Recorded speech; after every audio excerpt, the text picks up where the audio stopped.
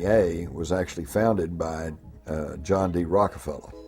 And John D. Rockefeller, I think, voiced the beliefs of this ruling elite that wants to try to homogenize our education system when he was quoted as saying, "I don't want a nation of thinkers, I want a nation of workers." So I think the education system is not only pushing people into a socialized version of government, but also dumbing the individual down to the point to where he'll be a good worker in the factory, or he'll be a good worker in Silicon Valley. He may know a lot about computers, but he is not going to have a classic education that would allow him to take all of the facets of the culture and the society and put it together and really form an intelligent opinion as to what's really going on and what might be in the best interest of the individual. Now let's shift to the basis of your question, which is Rockefeller and Carnegie and J.P. Morgan. These people saw a different kind of utopia. They thought that this material abundance, since they had abandoned a belief in a creator or an afterlife, this material abundance was the best that a human life could aim for. And to do that, the family had to be moved off center stage, and the children had to be processed like raw materials. These are the people who saw to it with their influence that when legislation that was wildly radical based on any past model was proposed, that the right legislators would vote that legislation through. They saw to it that money was available to build these vast piles of brick and stone and to drain children out of the community by the force of law, mind you, because they don't teach the way children learn, nor can they teach the way children learn. That's not what they're set up to do. They're set up to produce a predictable, homogeneous, safe product. They're set up to sort people into occupational categories, roughly consonant with what the current economy demands. The whole system, because we have two hemispheres of the brain, the left brain, which is about words and this world reality and, you know, the perception of this reality. We have the right brain, which is where you get creativity, inspiration, and connection, and then you've got this corpus callosum, which connects the two. First of all, we use a fraction of our brains. Why is that? And the other thing is that what the system does is it turns out left brain prisoners. They run the system. And it does it by putting information through schools and colleges and universities into the left brain, which it then says at time of an exam, give me all that back. And if you tell me what I've told you well enough to believe, then you'll pass the exam and you'll be very successful. Anyone that takes that information into the right brain and puts their spin on it, or questions it, or sees through it, and puts that in the exam, they are perceived as a disruptive influence in the classroom. Yes, they are. And so what happens is, for you to become a doctor, overwhelmingly a politician, a journalist, someone often in industry, all these areas that control the system. The professions. The professions. Yeah. Lawyers. Yes. I mean, on and on we go. You have to have gone through your young life constantly taking information into your left brain and regurgitating it out on exam papers. To become a teacher, you have to go through that process. Then you go through teacher training college, where you're taught how to do it to others, and then you're let loose on the children. Yes. The whole system is run by left-brain prisoners. And if you look at the school system, things like music and art that stimulate this side of the brain, the uniqueness, they are constantly cut back in favor of left-brain curriculums. And this is systematic. I have to get this over to people. This is not systematic at the level of, people who administer it into reality. It is coldly calculated in the shadowy areas where these concepts first come from. Yeah. And they know what they're doing. A lot of the constraints on us, a lot of the strings that hold us like puppets are really inventions of our own mind. I'm not saying that there aren't armies and police and various ways to punish deviance, but there isn't any way to punish a large number of deviants.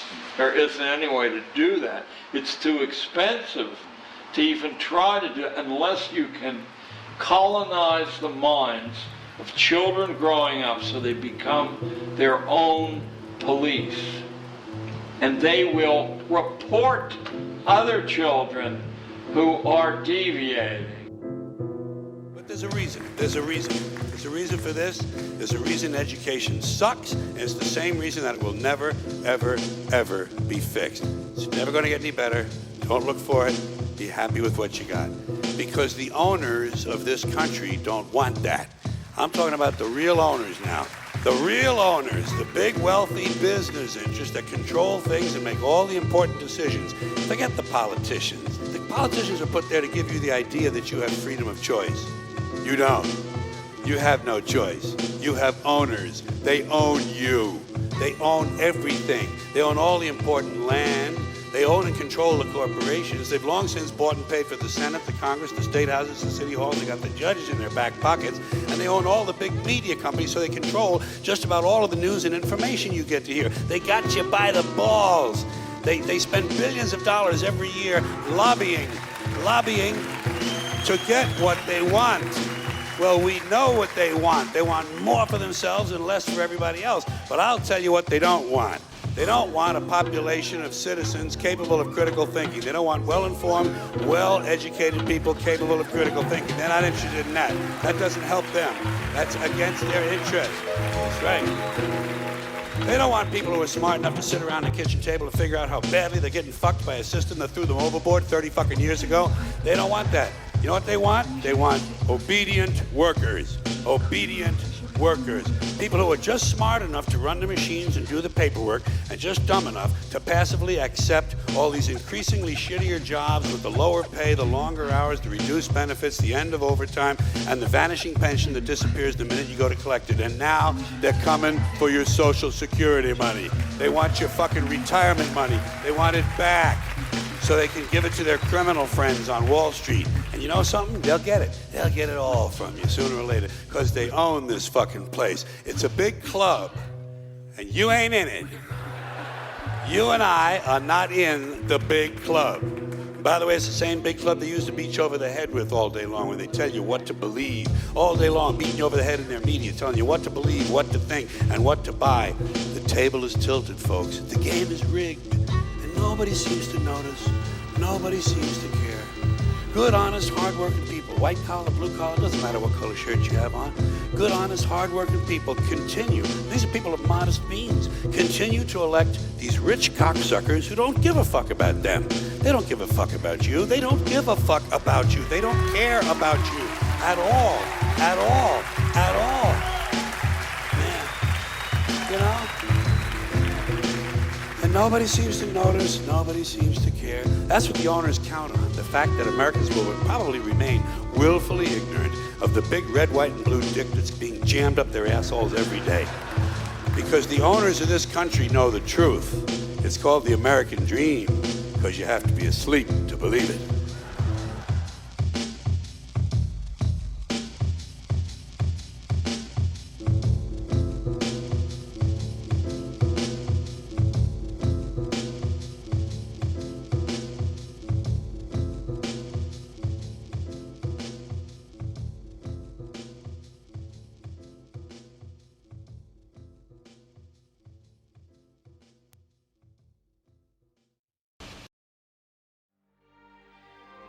Did Hitler get elected on Monday and start throwing people into ovens on Friday?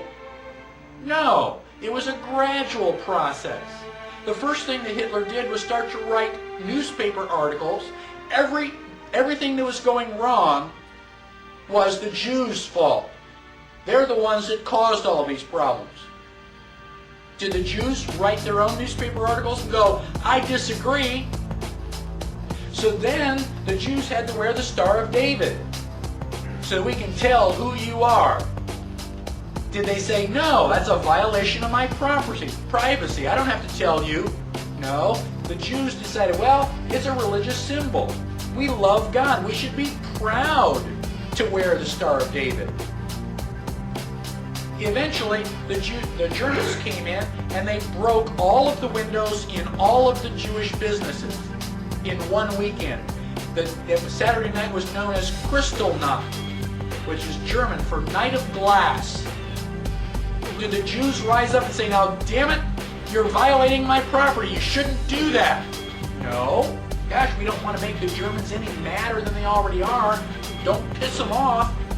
They've got guns. Eventually, the Germans are loading them up into cattle trailers on the train. Where do you think you're going, on vacation? Where do you think they're going to take you? Well, now you're cold and naked and they're walking you into the ovens where you're going to go to mass execution. Is it time now to raise your hand and say, you know, I tend to disagree with all of this? Bang! You're dead. It's too late to complain. You should have complained at the beginning when you at least had a chance. How bad do things have to get before you do something? Do they have to take away all your property? Do they have to license every activity that you want to engage in? Do they have to be throwing you on cattle cars before you start to say, now wait a minute, I don't think this is a good idea? How long is it going to be before you finally resist and say, no, I will not comply? Period. Sooner or later, you got to draw a line and stand your ground, whether anybody else does or not. That is what liberty is all about. This is the difference between the power of our Creator and anything else, particularly evil. That you can go into a pitch black room full of evil, full of darkness, and light a little candle, and instantly that darkness flees. But you can't do the opposite. You can't go into a well-lit room full of truth and wisdom and righteousness and joy and health and harmony with the universal power. And you can't take any amount of darkness and go into that well-lit room and have any effect whatsoever. That is the metaphor which I frequently think of when I think that I'm not empowered. It is the greatest lesson for me, and I think for everybody else, to know that we're on the winning side and that we win in the end.